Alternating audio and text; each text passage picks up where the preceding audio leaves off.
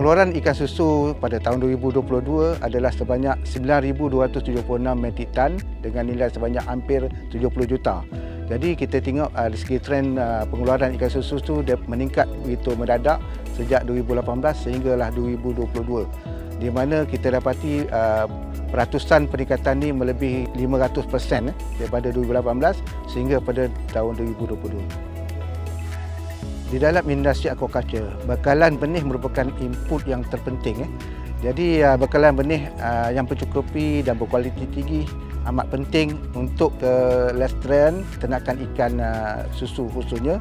Jadi bagi menyokong sasaran penggunaan benih tersebut, di Jabatan Perikanan melalui Institut Pendidikan Perikanan Tanjung Demong Terengganu telah menjalankan kajian untuk menghasilkan benih ikan susu yang berkualiti tinggi. Diberi ikan dijual kepada peternak-peternak ikan susu. Jadi kita akan meneruskan lagi pengeluaran dan kajian berkenaan dengan pembenihan ikan susu di masa akan datang supaya negara kita tidak perlu lagi mengimport benih-benih ikan susu daripada luar negara dan ianya boleh dihasilkan di dalam negara. Saya Dr. Ahmad Daud bin Om, bertugas sebagai pengarah di IPP Tanjung Demong. Pembangunan ikan susu, kita telah mula memperkenalkan membawa masuk daripada Indonesia, Bali sejumlah 22 ekor induk ikan susu. Dalam masa tempoh kurang lebih sebulan, induk ini telah bertelur secara semulajadi dalam tangki ternakan kami, tangki induk yang dapat sehingga bulan Disember 2023 dapat mengeluarkan lebih kurang 10 juta telur. Tempoh lebih kurang 6 bulan. Bermula daripada telur sampai saiz 5 bulan untuk harvesting. Peringkat awal sebulan daripada telur adalah untuk asuhan, sebulan ke sebulan setengah, bergantung pada jenis mana yang kita pakai. Dan manakala untuk proses pembesaran hingga mencapai saiz 500 gram, dia bermasa lebih kurang dalam 5 bulan. Lebih mudah sebenarnya berbandingkan ikan kerapu dan lebih cepat berbandingkan ikan syakap. So kalau ikan syakap dia proses asuhan itu mungkin diganggu oleh kerana kadar survival yang rendah. Kerana kedua-dua ikan kerapu dan syakap dia bersifat cannibalism. Berbandingkan ikan susu ni dia omnivora dan tidak bersifat cannibalism. In fact dia tidak mempunyai gigi ikan susu ni. Proses peratusan yang survivalnya adalah tinggi. Dan kita boleh kata peringkat awal ni dia boleh pergi sampai 60-70% kadar hidup. Kalau peringkat asuhan kalau ikan syakap tu boleh pergi sampai serendah 25%, 20 ke 30%. Penjagaan dia lebih kurang sama dengan benih ikan syakap juga. Kerana dia mempunyai tempoh pembenihan dalam tangki lebih kurang dalam 20 hari pertama, kemudian kita bawa asuh keluar. Kemudian untuk ambil masa lebih sampai ke 4-5 inci tadi, ambil masa lebih kurang sebulan lagi.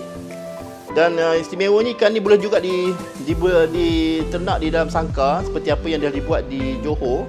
Mereka menggunakan kemudahan sangkar di mana mereka mengasuh pun di sangkar, membesar pun di sangkar.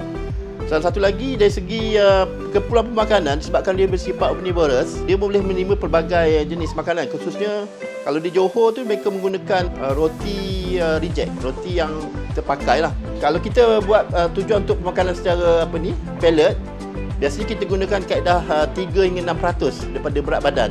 Peringkat awal mungkin 6%, sampai asuhan pertama, asuhan kedua kita akan turun kepada 3% dan 25%. Kemudiannya untuk ternakan lah, itu kadar yang patut kita ikutilah. Peratusan kadar protein adalah rendah berbanding dengan itu ikan karnivora yang lain. Pertamanya saya ingin mengucapkan tahniah kepada IPP Tanjung Demong atas usaha yang telah dilaksanakan untuk membiak baik benih ikan susu di negara kita. Ini adalah merupakan kejayaan yang cukup bersejarah di mana pertama kalinya Jabatan Perikanan berjaya menghasilkan pembenihan ikan susu di negara kita. Ikan yang kita bawa ini, ikan yang dihasilkan ini adalah merupakan penting untuk pembangunan aquaculture di negara kita.